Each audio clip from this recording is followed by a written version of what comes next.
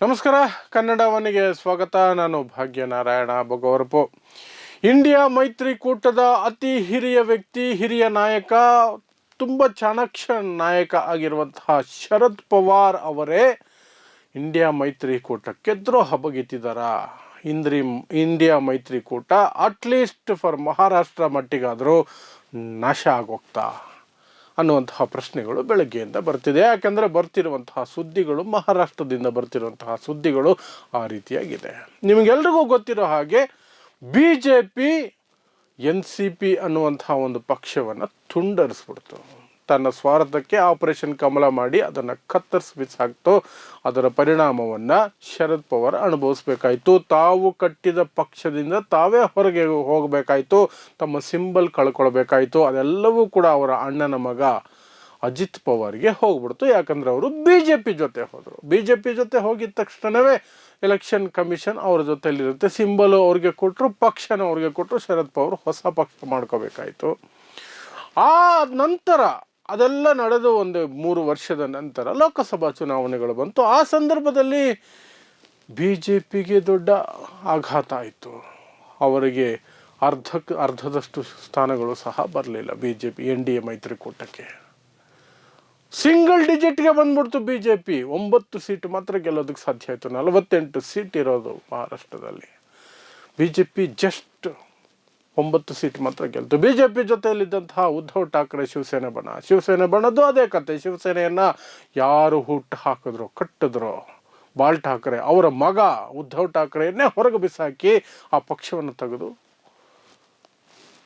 ಏಕನಾಥ್ ಶಿಂದೆ ಕೊಟ್ಟರು. ಏಕನಾಥ್ ಶಿಂದೆ 7 ಸಂಸದರನ್ನ ಗೆಲ್ಲಿಸ್ಕೊಂಡ್ರು. ಅಜಿತ್ ಪವಾರ್ ಒಂದೇ ಒಂದು ಸಂಸದರನ್ನ ಗೆಲ್ಲಿಸ್ಕೊಳ್ಳೋದಕ್ಕೆ ಸಾಧ್ಯ ಆಯಿತು.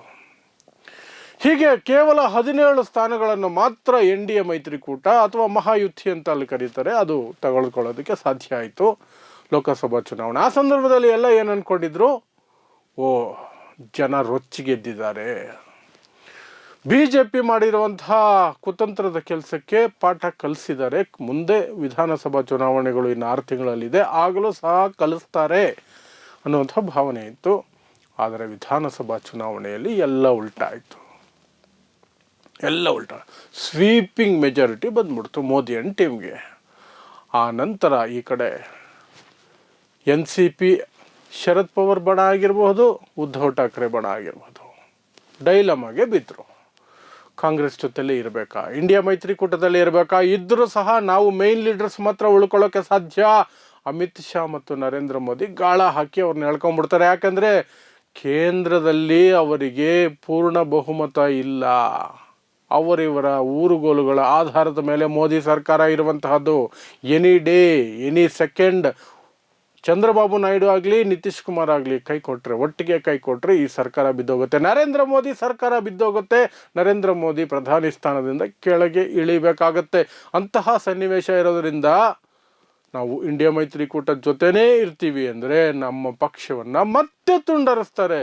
ಈಗಿರೋದೇ ಬೇರೆ ರೀತಿಯ ಪಕ್ಷ, ನಮ್ಮ ಮೂಲ ಪಕ್ಷ ಹೋಯ್ತು, ಇರೋದೇ ಒಂದು ಹೊಸದಾಗಿ ಕಟ್ಕೊಂಡಿರೋ ಪಕ್ಷ, ಅದನ್ನು ಕೂಡ ತುಂಡು ಮಾಡ್ತಾರೆ ಅನ್ನುವಂತಹ ಭಯದಲ್ಲಿ ಉದ್ಧವ್ ಠಾಕ್ರೆ ಬಣ ಪ್ಲಸ್ ಶರದ್ ಪವಾರ್ ಬಣ ಆಯಿತು. ಆದರೆ ಇವತ್ತು ಬರ್ತಿರುವಂತಹ ಸುದ್ದಿಗಳ ಪ್ರಕಾರ ಶರದ್ ಪವಾರ್ ಅವರಲ್ಲಿರುವಂತಹ 8 ಜನ ಸಂಸದರು ಒಟ್ಟಿಗೆ ಅಜಿತ್ ಪವಾರ್ ಬಣಕ್ಕೆ ಜಾಯ್ನ್ ಆಗ್ತಾರೆ ಅನ್ನುವಂತಹ ಸುದ್ದಿಗಳು ಬರ್ತಾ ಇದೆ. ಇನ್ಕ್ಲೂಡಿಂಗ್ ಶರದ್ ಪವಾರ್ ಅವರ ಮಗಳು ಸುಪ್ರಿಯಾ ಸುಲೆ ಅವರು ಸಹ ಹೋಗ್ತಾರೆ. ಕೇವಲ ಅಜಿತ್ ಪವಾರ್ ಜೊತೆಗೆ ಹೋಗೋದಲ್ಲ, ಕೇಂದ್ರದಲ್ಲಿ ಮಂತ್ರಿ ಆಗ್ತಾರೆ ಸುಪ್ರಿಯಾ ಸುಲೆ ಅನ್ನುವಂತಹ ಸುದ್ದಿಗಳು ಬರ್ತಾ ಇದೆ.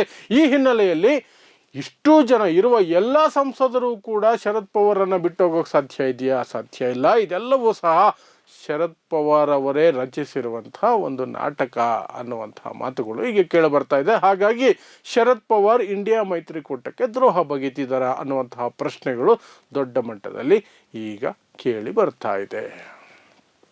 ಇದರ ಬಗ್ಗೆ ಶರದ್ ಪವಾರ್ ಈ ಊಹಾಪೋಹದ ಸುದ್ದಿ ಅಂತನೋ ಅಥವಾ ಇದು ಸುಳ್ಳು ಸುದ್ದಿ ಅಂತನೋ ಏನು ಹೇಳಿಲ್ಲ. ಅವರು ತಟಸ್ಥವಾಗಿದ್ದಾರೆ. ಈ ಸೂಚನೆಗಳು ನಮಗೆ ಕಳೆದ ತಿಂಗಳೇ ಬಂದಿತ್ತು. ಯಾಕೆ ಅಂದರೆ ಒಂದು ಇನ್ಸಿಡೆಂಟ್ ನಡೆದಿತ್ತು. ಶರದ್ ಪವಾರ್ ಮನೆಗೆ ಮರಾಠಿ ಲಿಟ್ರೇಚರ್ ಫೆಸ್ಟಿವಲ್ ನಡೆಸುವಂತಹ ಒಂದು ಸಂಘಟನೆ ಹೋಗಿತ್ತು ಶರದ್ ಪವಾರನ್ನು ಆ ಕಾರ್ಯಕ್ರಮಕ್ಕೆ ಆಹ್ವಾನಿಸೋದಕ್ಕೆ. ಆ ಸಂದರ್ಭದಲ್ಲಿ ಶರದ್ ಪವಾರ್ ಹೇಳೋದ್ರಂತೆ ಮೋದಿಯವರನ್ನು ಸಹ ಕರೀರಿ ಅಂತ. ಆಗ ಆ ಸಂಘಟನೆಯವರು ಹೇಳ್ತಾರೆ, ನಮಗೆ ಮೋದಿಯವರ ಕಾಂಟ್ಯಾಕ್ಟ್ ಇಲ್ಲ, ಅವರ ಆಫೀಸ್ ಕಾಂಟ್ಯಾಕ್ಟ್ ಇಲ್ಲ, ಅವರ PA ಕಾಂಟ್ಯಾಕ್ಟ್ ಇಲ್ಲ, ನಾವು ಹೇಗೆ ಕರೆಯೋದು ಅಂತ ಕೇಳಿದಾಗ ಆ ಜವಾಬ್ದಾರಿ ನನಗೆ ಬಿಡಿ, ನಾನು ಮೋದಿಯವರನ್ನು ಇನ್ವೈಟ್ ಮಾಡ್ತೀನಿ ಅಂತ ಶರದ್ ಪವಾರ್ ರೆಸ್ಪಾನ್ಸಿಬಿಲಿಟಿಯನ್ನು ತಗೊಂಡಿದ್ರು. ಅಲ್ಲೇ ಅನುಮಾನಗಳು ಶುರುವಾಯಿತು. ಅದೆಲ್ಲದರ ನಂತರ ಈಗ ನಿಧಾನಕ್ಕೆ ಇಂತಹ ಒಂದು ಸುದ್ದಿ ಬರ್ತಾ ಇದೆ. ಇಡಿಯಾಗಿ ಶರದ್ ಪವಾರ್ ಬಣದ ಎಲ್ಲ ಸಂಸದರು 8 ಸಂಸದರು ಹೋಗಿ ಅಜಿತ್ ಪವಾರ್ ಹತ್ರ ಸೇರ್ಕೊಳ್ತಾರೆ. ಪ್ಲಸ್ ಶರದ್ ಪವಾರ್ ಮಗಳು ಸುಪ್ರಿಯಾ ಸುಲೆ ಮಿನಿಸ್ಟರ್ ಆಗ್ತಾರೆ ಸೆಂಟ್ರ್ನಲ್ಲಿ, ಮೋದಿ ಸರ್ಕಾರದಲ್ಲಿ ಮಂತ್ರಿ ಆಗ್ತಾರೆ ಅಂತ. ಆ ಮೂಲಕ ಮೋದಿಯವರು ತಮ್ಮ ಸರ್ಕಾರವನ್ನು ಇನ್ನಷ್ಟು ಭದ್ರ ಮಾಡ್ಕೊಳ್ಳೋ ಪ್ರಯತ್ನ ಮಾಡ್ತಿದ್ದಾರೆ. ಯಾಕಂದರೆ BJPಗೆ ಇರೋದೇ 242 ಸೀಟು, 272 ಬೇಕು ಲೋಕಸಭೆಯಲ್ಲಿ ಅವರು ಬಹುಮತಕ್ಕೆ ಬರೋದಕ್ಕೆ. 30 ಸೀಟು ಶಾರ್ಟೇಜ್ ಇದೆ. ಅದನ್ನು ತುಂಬಿರೋದು ಚಂದ್ರಬಾಬು ನಾಯ್ಡು, ಈ ಕಡೆ ನಿತೀಶ್ ಕುಮಾರ್, ಈ ಕಡೆ ಚಿರಾಗ್ ಪಾಸ್ವಾನ್ ಮತ್ತು ಶಿಂದೆ ಅವರ ಒಂದಷ್ಟು ಸ್ಥಾನಗಳು, 7 ಸ್ಥಾನಗಳು, ಇವರ ಅಜಿತ್ ಪವಾರ್ದು 1, ಹೀಗೆ ಅದೆಲ್ಲವೂ ಸೇರಿ ಸಹ ಈಗ 293ರಲ್ಲಿದ್ದಾರೆ. 293 ಅಂದರೆ ಬಹುಮತದಿಂದ ಕೇವಲ 21 ಸ್ಥಾನಗಳು ಮಾತ್ರ. ಆ 21ನ್ನು ಬೀಳಿಸೋದು ಅಥವಾ ಈ ಕಡೆಗೆ ತಳ್ಳಿಬಿಡೋದು ಒಂದು ಕ್ಷಣದ ಕೆಲಸ ಆಗಿಬಿಡುತ್ತೆ if Chandrababu Naidu, Nitish Kumar decides to go against Modi. So ಆ ಸನ್ನಿವೇಶ ಬಂದುಬಿಟ್ರೆ ಆಗ ಗಡ್ಡಕ್ಕೆ ಬೆಂಕಿ ಬಿದ್ದಾಗ ಬಾವಿ ತೋಡೋಕ್ಕಾಗೋದಿಲ್ಲ ಅನ್ನುವಂಥ ಒಂದು ಇವರ ಅಮಿತ್ ಶಾ ಮತ್ತು ನರೇಂದ್ರ ಮೋದಿ ಅವರ ಲೆಕ್ಕಾಚಾರ. ಆ ಕಾರಣಕ್ಕಾಗಿ ಬೇರೆ ಪಕ್ಷಗಳನ್ನು ಹೊಡಿಬೇಕು ಅನ್ನುವಂಥ ಅವರಿಂದ ಒಂದಷ್ಟು ಜನರನ್ನು ಎಳ್ಕೊಂಬರ್ಬೇಕು ಅನ್ನೋ ಪ್ರಯತ್ನ ಮಾಡ್ತಿದ್ದಾರೆ. JDU ನಿತೀಶ್ ಕುಮಾರ್ ಪಕ್ಷವನ್ನು ಮುಗಿಸ್ಬೇಕು, ಅವ್ರ ಹತ್ರ 12 ಸೀಟ್ ಇದೆ, 12 ಸಂಸದರಿದ್ದಾರೆ ಅಂತ ದೊಡ್ಡ ಪ್ರಯತ್ನ ನಡೀತಾ ಇದೆ. ಇನ್ನೊಂದು ಕಡೆ ಮಮತಾ ಬ್ಯಾನರ್ಜಿ ಪಕ್ಷ TMC ಪಕ್ಷವನ್ನು ತುಂಡರಿಸೋದಕ್ಕೆ ಅವರ ಸಂಬಂಧಿಯನ್ನೇ ಇಟ್ಕೊಂಡು ಇವರು ಪ್ರಯತ್ನ ಮಾಡ್ತಿದ್ದಾರೆ. ಅದು ಸಹ ಒಂದು ಕಡೆ ವೆಸ್ಟ್ ಬೆಂಗಾಲಲ್ಲಿ ನಡೀತಾ ಇದೆ. ಅದರ ನಡುವೆ ಈಸಿಯಾಗಿ ಈಗ ಹೊಡಿಬೋದಂಥ ಒಂದು ಸ್ಥಾನಗಳು ಅಂದರೆ ಶರದ್ ಪವಾರ್ ಬಣದ MP ಗಳನ್ನು ಎಳ್ಕೊಳ್ಳೋದು. ಅದರ ಭಾಗವಾಗಿ, ಆ ಪ್ಲ್ಯಾನ್ನ ಭಾಗವಾಗಿ ಇವತ್ತು ಶರದ್ ಪವಾರ್ MP ಗಳನ್ನು ಆಲ್ಮೋಸ್ಟ್ ಸೆಳೆದು ಬಿಟ್ಟಿದ್ದಾರೆ. ಎನಿ ಡೇ ಎನಿ ಕ್ಷಣ ಅದು ಆಗುತ್ತೆ ಅಂತ ಹೇಳಲಾಗ್ತಿದೆ. ಅದೇನಾದರೂ ಆದರೆ ಇಂಡಿಯಾ ಮೈತ್ರಿಕೂಟದ ಬಹು ದೊಡ್ಡ ತಲೆ ಸೈಡಿಗೆ ಹೋದಾಗತ್ತೆ ಅಥವಾ BJP ಕಡೆಗೆ ಹೋದಾಗತ್ತೆ. ಇಂಡಿಯಾ ಮೈತ್ರಿಕೂಟ ಶೇಕ್ ಆಗುತ್ತೆ. ಯಾಕೆಂದರೆ ಈಗ ಆಲ್ರೆಡಿ ಆಮ್ ಆದ್ಮಿ ಪಕ್ಷ, ತೃಣಮೂಲ ಕಾಂಗ್ರೆಸ್ ನೇತೃತ್ವದಲ್ಲಿ ಇಂಡಿಯಾ ಮೈತ್ರಿಕೂಟ ಇರೋದಾದರೆ ನಾವು ಅದರ ಜೊತೆ ಗುರುತಿಸ್ಕೊಳ್ಳೋದಿಲ್ಲ ಅನ್ನುವ ಮಟ್ಟಕ್ಕೆ ಅವರು ಬಂದ್ಬಿಟ್ಟಿದ್ದಾರೆ. ಸಮಾಜವಾದಿ ಪಕ್ಷವೂ ಸಹ ಒಂದಷ್ಟು ತಕರಾರುಗಳನ್ನು ತೆಗಿತಾ ಇದೆ.